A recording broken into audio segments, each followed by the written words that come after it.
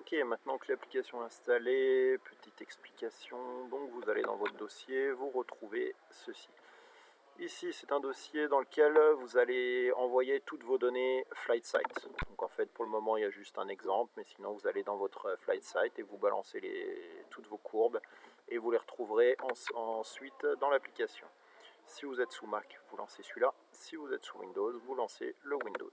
C'est parti.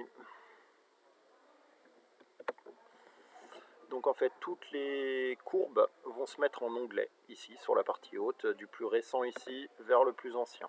Au niveau des informations qu'on va retrouver, si on va dans le saut lui-même, ici on a une vue rapide du saut, et ici on a toutes les données, toutes les 0,2 millisecondes, toutes les données du saut.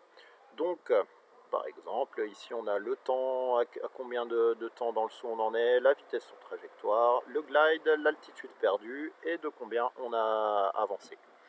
Quand on revient sur le main, ici vous aurez tous vos vols, vous pouvez en ajouter autant que vous voulez et toutes les courbes vont se tracer au fur et à mesure. Donc là on va prendre celui-là et après vous pourrez comparer sur différents exits ce que ça aurait donné, donc par exemple sur Bournillon. Voilà, enfin bon, vous pouvez en ajouter autant que vous voulez, hein. Je sais pas, on peut prendre, je sais pas, Molaire, voilà. Bon bref, ensuite vous pouvez zoomer pour avoir une vue plus précise, voilà, combien ça passerait, etc. Et vous pouvez revenir.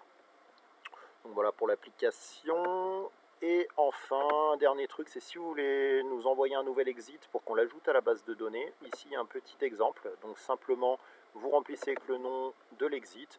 Et derrière, c'est assez simple en fait, hein. Vous remplissez suivant comme c'est là. Donc laser à la fin ou map, si c'est pris avec le laser ou pris sur une carte.